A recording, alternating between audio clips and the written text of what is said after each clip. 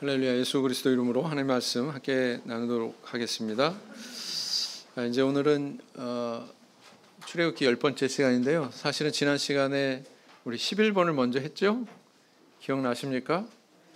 근데 하고 보니까요, 오늘 본문 말씀이 이제 12장 29절부터 42절까지 후반부에 저렇게 읽게 되는데, 지난 시간에 다룬 게 12장 1절부터 28절까지 내용입니다. 그러니까 지난 시간에 배운 거는 순수하게 유월절에 대한 그 절기에 대한 내용만 저희들이 다뤘잖아요. 근데 이제 이 앞뒤로 샌드위치 같이 이렇게 마지막 재앙, 장자 죽음의 재앙이 감싸고 있는 그런 형국이다, 그런 편집이다, 이렇게 볼 수가 있습니다. 그래서 사실은 10번이 11번이 돼도 되고 11번, 10번이 돼도 무난하더라고요. 그래서 인간의 실수는 하나님의 섭니다.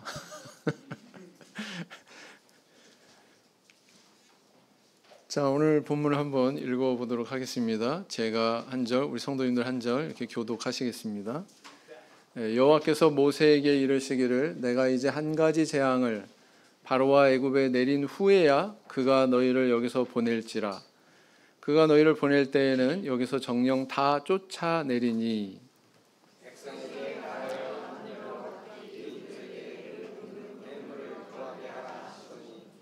여호와께서 그 백성으로 애굽 사람의 은혜를 받게 하셨고, 또 그 사람 모세는 애굽국에서 바로의 신하와 백성에게 심히 크게 배웠더라.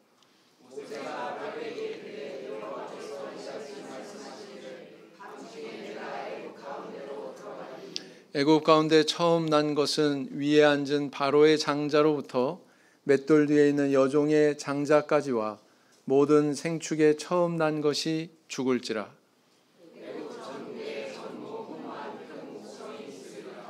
그러나 이스라엘 자손에게는 사람에게나 짐승에게나 개도 그 혀를 움직이지 않으리니 여호와가 애굽 사람과 이스라엘 사이에 구별하는 줄을 너희가 알리라 하셨나니.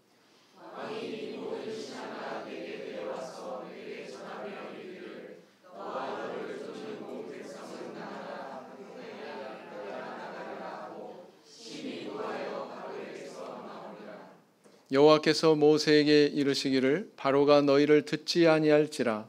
그러므로 내가 애굽 땅에서 나의 기사를 더하리라 하셨고,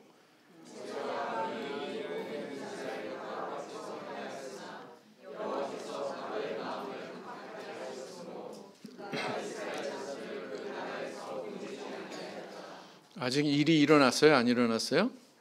안 일어났어요. 이제 하나님께서 모세에게 이제 전달한 그런 단계입니다.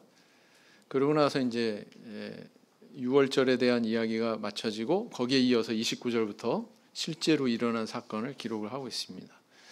밤중에 여호와께서 애굽 땅에서 모든 처음 난 것, 곧 위에 앉은 바로의 장자로부터 옥에 갇힌 사람의 장자까지와 생축에 처음 난 것을 다 치심해.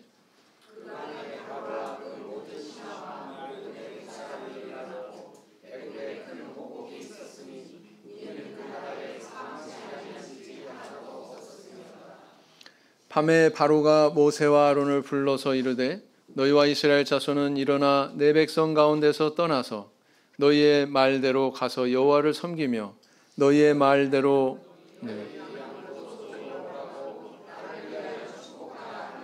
애굽 사람들은 말하기를 우리가 다 죽은 자가 되도다 하고 백성을 재촉하여 그 지경에서 속히 보내려 하므로,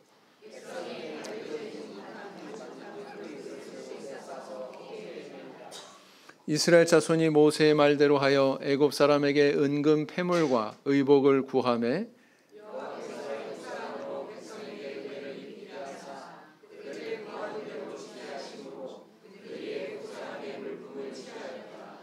이스라엘 자손이 람세스에서 발행하여 숫곳에 이르니 유아외에 보행하는 장정이 60만 가량이요.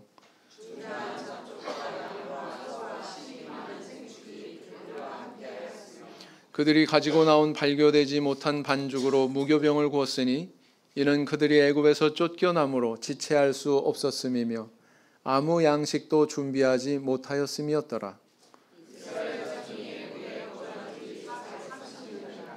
430년이 마치는 그날에 여호와의 군대가 다 애굽 땅에서 나왔은즉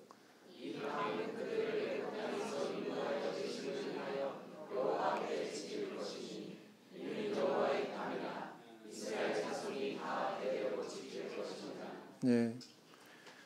분량상으로 이 마지막 재앙에 대한 내용을 한번 음미해 보면 11장과 12장 전체의 내용을 다 도배하고 있죠. 그래서 이제 마지막 재앙과 더불어서 이 재앙으로 인해서 만들어지게 된 유월절이라고 하는 절기를 얼마나 중요하게 취급하고 있는지를 반영하고 있다라는 것입니다. 그도 그럴 것이 이스라엘 백성들이 1년에 3차례 하나님의 성전에 나아가서 절기를 지키는 아주 중요한 그런 3대 절기가 있죠. 유대인들의 그 3대 절기에 첫 번째로 꼽는 절기가 바로 뭐예요? 유월절이다라는 것입니다. 그래서 이건 어떻게 보면 당연한 귀결이다. 이 분량상으로 이렇게 많이 취급하는 것은 당연한 귀결이다 이렇게 볼 수가 있습니다. 오늘날에도 이제 유월절은 유대인들이 굉장히 중요하게 이렇게 여겨지고 있고 그래서 잘 시행이 되고 있습니다. 그래서 이제 오늘은 이 마지막 재앙에 대해서 다루게 되는데요. 커다란 전제를 얘기하자면 우리 하나님께서 굉장히 공의로우신 분이구나. 우리는 이제 하나님을 그 표현하는 여러 가지 속성을 언급을 합니다. 하나님은 어떤 분이냐? 사랑의 하나님이다. 하나님은 또 공의로우신 하나님이다. 하나님은 또 전능하신 분이다. 하나님은 또 전지하신 분이다. 예. 무소부재하시다. 무슨 뜻이에요? 없는 곳이 없으시다. 그러니까 어디에나 다 편재히 계신다. 이렇게 이야기들을 하죠. 여러 가지 하나님에 대한 속성을 표현을 하는데 공의로우신 하나님을 특별히 강조하고 있다. 그 세계를 보여주고 있다. 이렇게 볼 수가 있습니다. 제가 전에 이제 그런 말씀을 드렸죠. 첫 번째 재앙의 의미가 있다. 물이 피가 되는 그 재앙은 의미가 있다. 어떤 의미가 있다고 그랬어요? 기억나십니까? 바로가 인륜을 저버린 그런 명령을 내리죠. 남자아이가 태어나면 어떻게 해라? 저 히브리 종들의 자녀 가운데 남자아이가 태어나면 하수에 던져라. 나일 강물에 던져버려라. 이런 반인륜적인 그런 명령을 내렸었단 말이죠. 얼마나 많은 아기들이 그 하수에서 피를 뿌리고 죽었겠느냐 말이죠. 근데 어느 날 강물이 핏빛으로 바뀌었어요. 그걸 바라보고 있는 애굽 사람들은 마음에 어떤 공포를 느꼈을까요? 저는 그렇게 생각이 됩니다. 이건 하나님께서 준엄하게 애굽 사람들한테 그들의 죄악에 대해서 책임을 묻는 그런 재앙이다. 너희들 이런 짓 했지. 이런 재앙이다. 그렇게 봐진단 말이죠.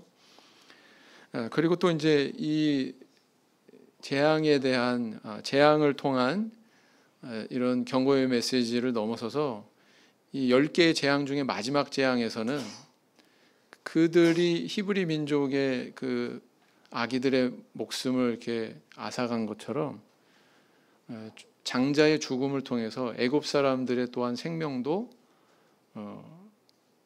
하나님께서 심판하시는 그런 것으로 이 10재앙이 마무리가 되거든요. 뭐 공포를 느낀다거나 아니면 건강에 이상이 생긴다거나 아니면 재산상의 손해를 본다거나 이런 재앙은 그래도 견딜만 합니다.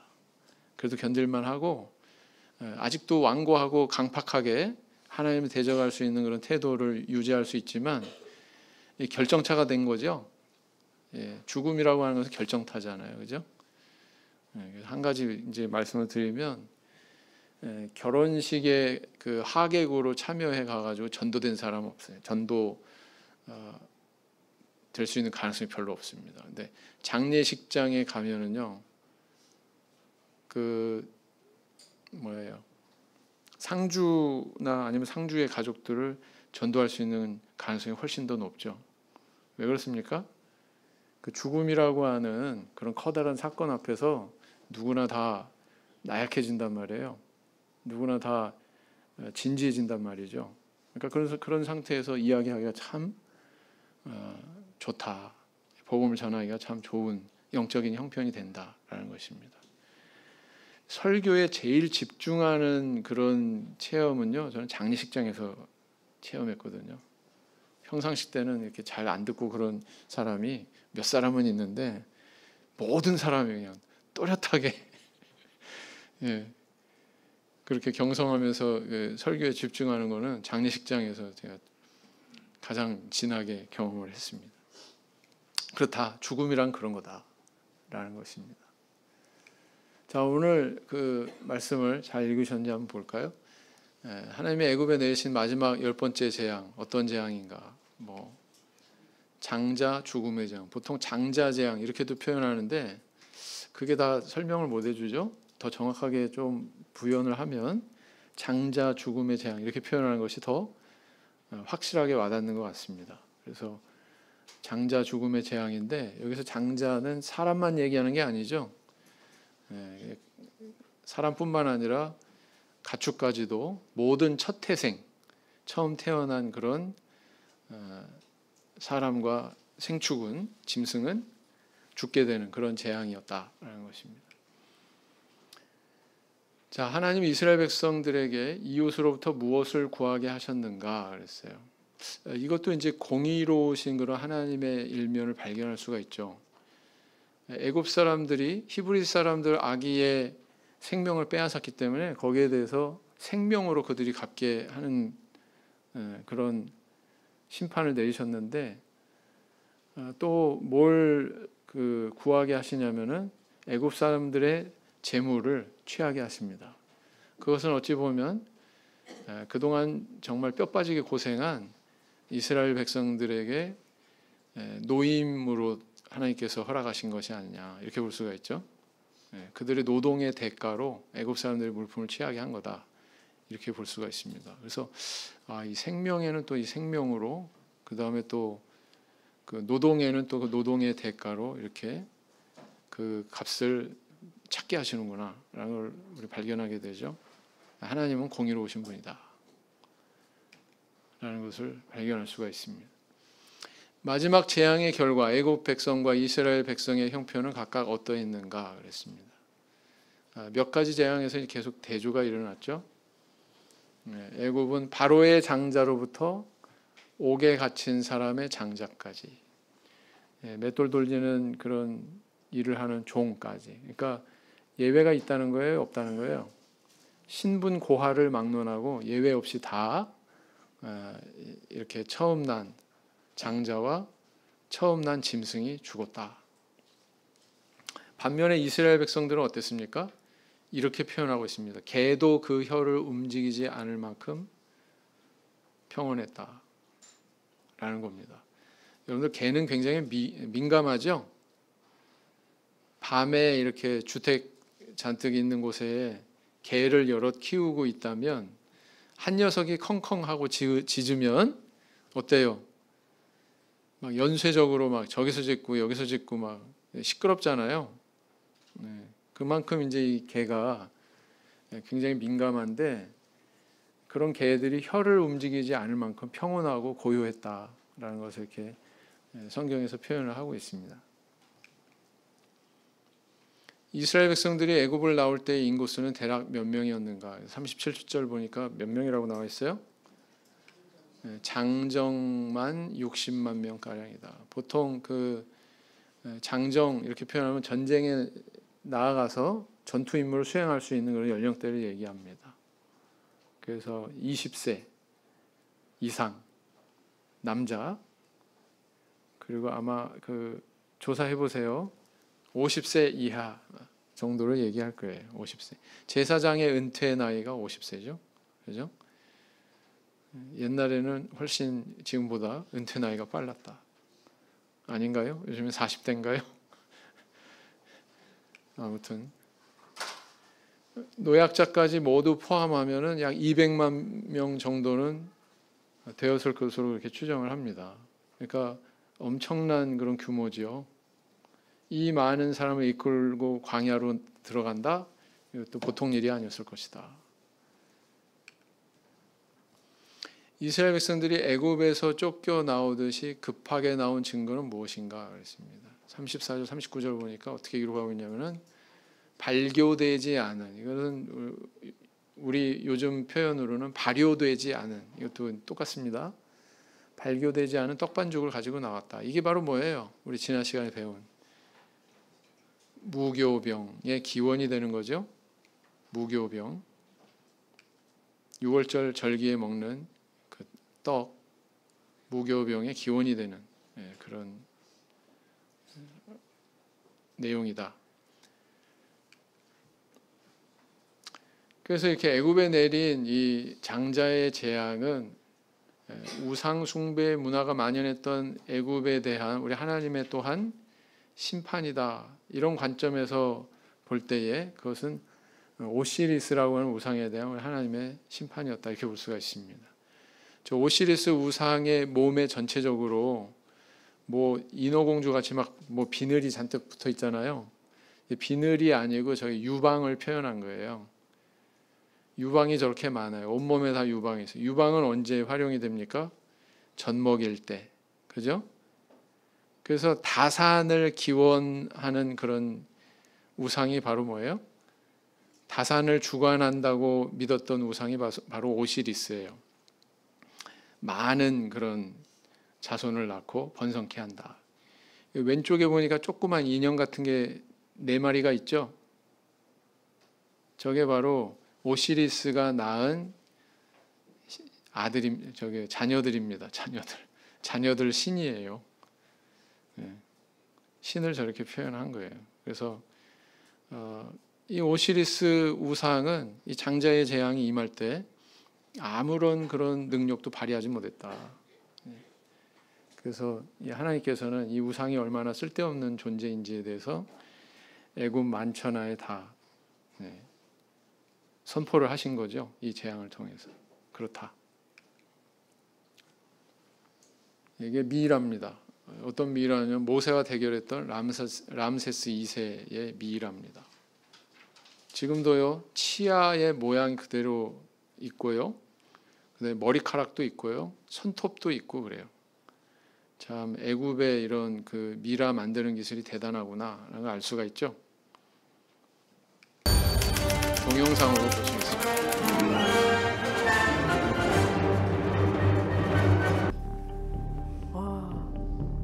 이후 고고학자들의 연구로 람세스 2세의 미이라에 대해서 굉장히 흥미로운 사실들이 발견됐습니다. 그는 빨간 머리에 키가 173cm 정도, 그리고 상당히 다부진 체격이었어요. 젊은 시절의 그의 모습을 한번 여러분들하고 보겠습니다.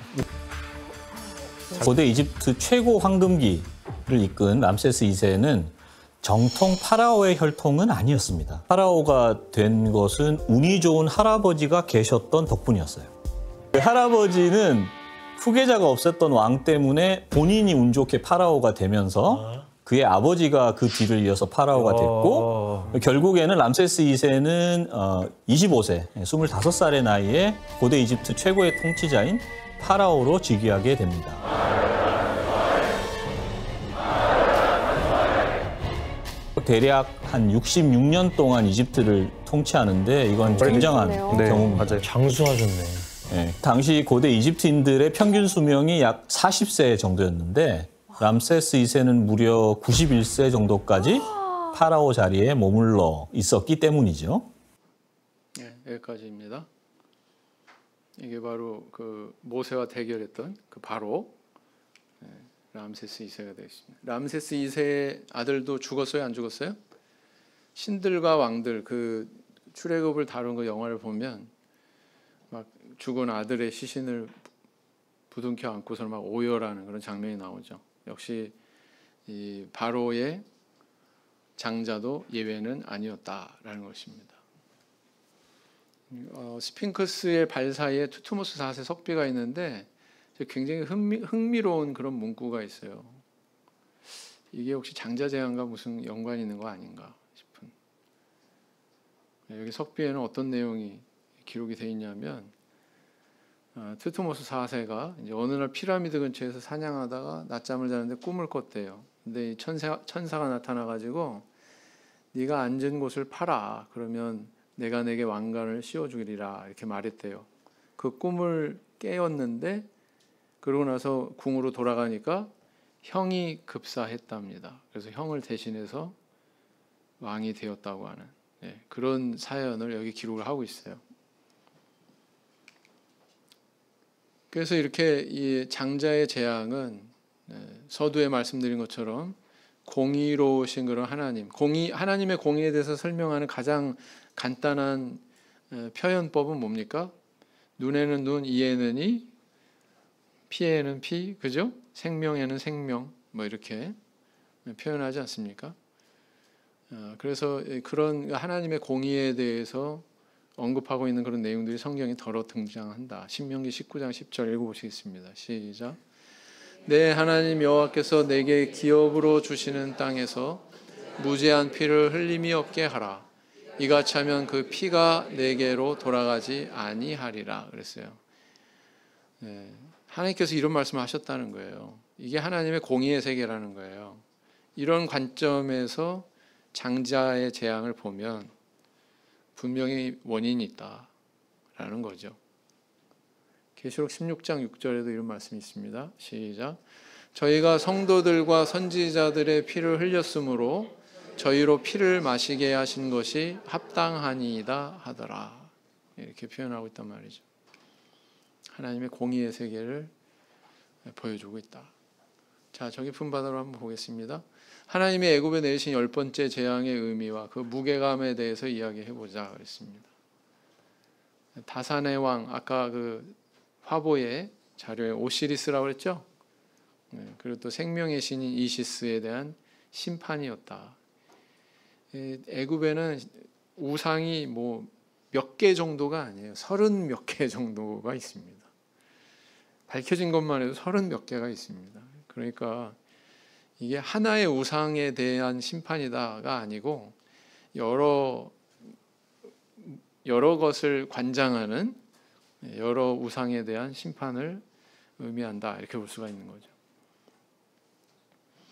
장자는 어떤 존재입니까? 뭐 애굽이나 이스라엘이나 별 차이가 없었을 거예요. 이때 당시 고대 사회에서의 장제의 관념은 성경에 보면은 창세기 49장에서는 기운의 시작이다 이렇게 표현하고 있습니다.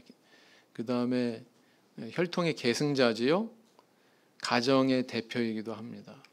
그래서 부모로부터 갑절의 재산을 받잖아요. 다른 아들들과는 다르게. 우리나라의 그런 장자에 대한 대우와 비슷하죠. 우리나라도 옛날부터 뭐 제사를 다 맡아가지고 장자가 하다 보니까 장자에게는 부모님이 특별히 많은 재산을 물려주지 않습니까? 그것은 우리나라만의 얘기는 아니다. 그리고 이 시대만의 얘기는 아니고 과거에도부터 그런 문화가 있었다라는 걸 알 수가 있습니다. 그래서 장자가 죽었다고 하는 것은 그 집안의 매우 치명적인 사건이다라는 거예요. 얼마나 그 충격이 컸을까요? 49장 3절 아까 언급한 그 구절을 보면 이렇게 표현하고 있습니다. 형제반 읽어보겠습니다. 시작. 르우벤아 너는 내 장자요 나의 능력이요 나의 기력의 시작이라. 위강이 초등하고 권능이 탁월하다마는 이랬고요. 자매반 시작. 너는 바로에게 이르기를 여호와의 말씀에 이스라엘은 내 아들 내 장자라 이렇게 표현했어요. 바로 왕 앞에 섰을 때에 여호와 하나님이 모세와 아론에게 어떻게 전달하도록 이야기했냐면은 이렇게 전달하도록 얘기했는데 그 표현 중에서 뭐냐면은 이스라엘을 뭐라고요? 내 아들 내 장자다 이렇게 표현을 하고 있다는 사실입니다. 이런 표현을 보면 장자를 죽인 게 또 다른 관점에서도 이해가 되죠, 그죠? 그다음 신명기 21장 17절 다 같이 읽겠습니다. 시작.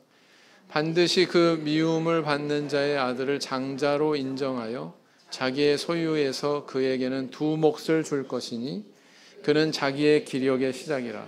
장자의 권리가 그에게 있음이니라. 그래서 다른 아들에 비해서 2 몫을 받는 존재였구나 장자가 이렇게 알 수가 있는 거죠. 자, 2번째 이스라엘 백성들이 애굽 사람들로부터 취한 물품은 이후 어떻게 활용이 되는지 이야기해보자 그랬습니다. 이 애굽 사람들의 물품을 취하리라라고 하는 이 예언은 하나님께서 모세를 처음 부르셨을 때부터 그 말씀을 하셨어요. 그리고 그 말씀하신 대로 그대로 성취가 되고 있는 것을 우리는 보게 되죠. 떨기나무 불꽃 가운데 나타나셨을 그때부터 하나님께서는 예언을 하셨다니까요. 너희들이 애굽 사람의 물품을 취하리라. 그대로 되고 있습니다. 이것은 곧 애굽에서 당한 노동, 강제 노동이죠. 또 고통에 대한 대가로 주어졌다. 이렇게 볼 수가 있습니다. 이렇게 애굽에서 취한 이 재물을 나중에 어떻게 활용하게 되냐면은 이제 광야로 들어가서 그들이 한 일이 있었죠. 이스라엘 백성들이 뭘 했습니까? 하나님의 명령대로 성막을 세워 올립니다. 가나안 땅에 들어가서가 아니에요. 광야로 들어가서 그 광야에서 하나님께 제사를 드리는 그런 장소로 성막을 만드는 일을 합니다. 거기에 이 애굽에서 취한 재물들이 봉헌이 되는 거죠. 거기에 표현이 어때요? 자원하는, 마음에 원하는 자들이 가져왔다. 이 표현은 여기만 있는 게 아니에요. 솔로몬 성전 지을 때도 이 표현이 있습니다. 즐거운 마음으로, 자원하는 마음으로. 또 스룹바벨 성전 지을 때도 역시 마찬가지예요.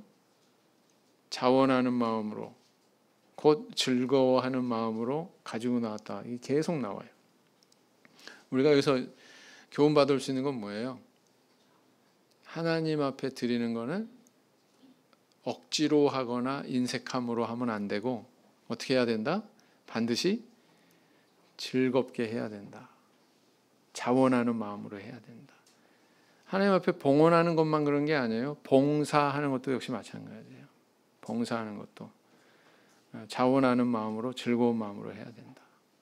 막 어거지로 의무감에서 체면 때문에 이렇게 하면 된다 안 된다? 네, 안 된다. 그걸 우리한테 가르쳐주고 있습니다. 다시 한번요. 봉헌이든 봉사든 즐거운 마음으로, 자원하는 마음으로 해야 그게 하나님 앞에 제사가 됩니다. 읽어보실까요? 시작. 너희의 소유 중에서 너희는 여호와께 드릴 것을 취하되 무릇 마음에 원하는 자는 그것을 가져다가 여호와께 드릴지니 곧 금과 은과 놋과 청색, 자색, 홍색 실과 가는 배실과 염소털과 붉은 물들인 수양의 가죽과 해달의 가죽과 조각목과 그랬어요. 굉장히 여러 가지를 언급하고 있죠. 또 36 출애굽기 36장 3절에서 5절 시작. 그들이 이스라엘 자손의 성소의 모든 것을 만들기 위하여 가져온 예물을 모세에게서 받으니라.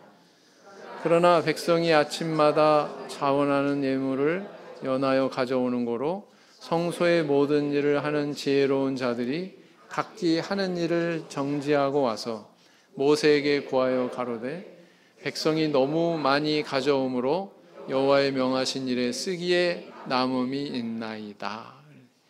이렇게 해서 하는 게 이상적인 거죠. 그죠?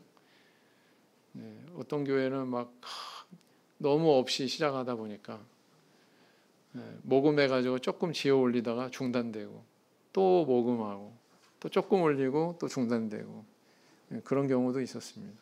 과거에. 근데 이게 제대로 되려면 이렇게 돼야죠. 일이 제대로 되려면. 그래서 이 애굽에서 취한 물품은 바로 여러분들이 보고 계시는 이 성막을 지어 올리는데 활용이 됐다. 거기에는 많은 종류의 그런 물질들이 필요로 했다라는 겁니다. 금은 동, 뭐 여러 가지, 뭐 천, 가죽. 저 가운데 있는 나무가 뭐예요? 조각목, 아카시아과에 속하는 조각목, 씨띠나무라고도 하고 하는 나무입니다. 사막에 가면 저 나무밖에 잘 안 보여요. 그렇다.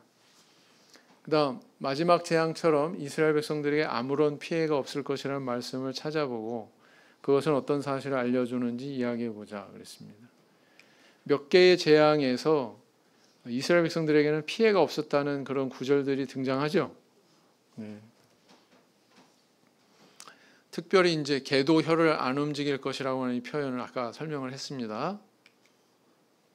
설명을 했는데 이스라엘 백성들만 애굽에 내린 그런 여러 재앙으로부터 제외된 것은 어떤 재앙이었냐면은 파리의 재앙, 악질의 재앙, 우박의 재앙, 그 다음에 오늘 임한 장자의 재앙.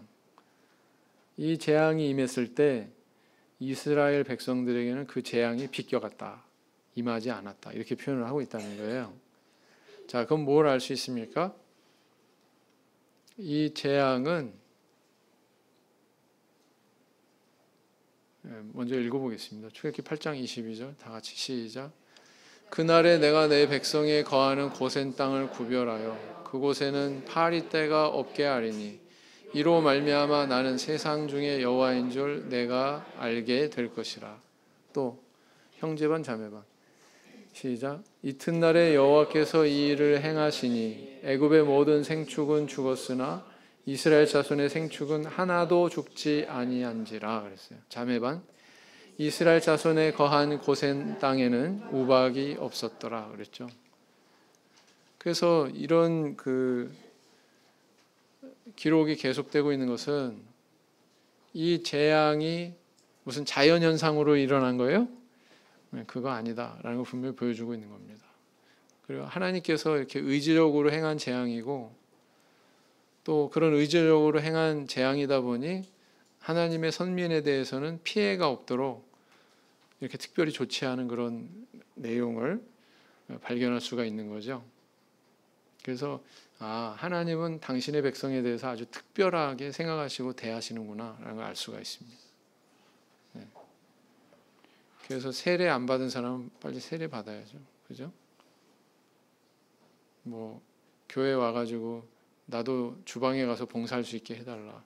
그건 다음 일이고 세례 받고 하나님 백성 돼야 봉사도 의미가 있는 거고 교회 활동에 의미가 있는 거죠. 그죠? 네, 그렇습니다. 자, 하나님이 예언하신 바 재앙에 대한 바로의 태도에 대한 기록을 모두 찾아보고 여호와의 말씀과 같더라는 반복구가 나타나는 의미에 대해서 이야기해 보자. 언제 이 표현이 나타나고 있습니까? 바로가 강팍해가지고 쉽게 보내지 않을 거야 이렇게 미리 예언하셨는데 정말 여호와의 말씀처럼 바로가 보내지 않았다. 이 대목에서 이 반복구가 등장하고 있죠. 네, 그렇습니다. 그대로 성취가 되고 있어요. 그래서 몇 번 나오냐면은 처음 모세와 아론이 그 바로 왕 앞에 섰을 때 여호와의 말씀과 같았다 이 표현이 나옵니다. 뭐예요? 바로가 태도가 굉장히 강팍했다라는 거죠. 피해 재앙이 나타났을 때도 역시 여호와의 말씀하신 것 같이 바로의 태도가 그러했다. 개구리 재앙도 마찬가지고요. 이의 재앙이 나타났을 때도 마찬가지고 바로의 그런 태도가 강팍했다. 변치 않는 것을 계속 이렇게 서술을 하고 있습니다. 우박의 재앙도 역시 마찬가지였죠. 그래서 여호와의 말씀처럼 바로의 태도는 변하지 않았다라는 겁니다. 그런데 언제 변했어요? 이제 태도가 완전히 180도로 바뀌었어요. 전에는 보내주세요. 안 돼. 너 못 가. 허락 안 해주고 막. 그런데 장자 재앙을 딱 맞이하고서는 어떻게 행동했어요? 영화에는 해가 떠 있는 대낮에 바로가 당장 나가라 막 이러는 장면을 묘사하고 있는데 대낮이 아닙니다. 장자의 재앙이 임한 바로 그 밤에. 그죠? 바로 그 밤에 나가라 이렇게 얘기해서 바로 나갑니다. 그러니까 발교되지 않은 떡을 들쳐매고서 나간 거예요. 그래서 발교되지 못한 반죽을 가지고 나와 떡을 구워 먹은 사실을 기록한 것은 이 6월절 절기가 무슨 관계가 있는지 이야기해보자 그랬습니다. 이거 지난 시간에 배워서 다 잘 아시죠? 그죠? 고기를 삶거나 뭐 날로 먹는 게 아니라 불에 구워 먹으라고 한 이유에도 그 배경에도 뭐가 담겨 있는 거예요. 빨리 요리할 수 있잖아요. 불에 굽는 게 빨리 요리할 수 있는 거예요. 삶는 거는 한참 걸리잖아요. 그죠? 날로 먹을 수는 없으니까 또 피채 먹으면 안 되니까. 그렇다. 그래서 전에는 보내달라고 그래도 안 보내주더니 이제는 나가라 그러고 막 쫓겨나듯이 급하게 이렇게 나오는 상황이 되었다라는 것입니다. 하나님께서 이렇게 주관하신 그런 기적이 아니라면 이런 결과가 나올 수가 없는 거죠. 그래서 이렇게 발효를 시켜서 한가하게 뭐 반죽을 발효시키고 막 이럴 여유가 없었다는 거예요. 급하게 나왔다. 12장 34절 오늘 본문 말씀 내용 중에 하나인데 자, 읽어보겠습니다. 시작. 백성이 발교되지 못한 반죽 담은 그릇을 옷에 싸서 어깨에 매니라. 39절 시작.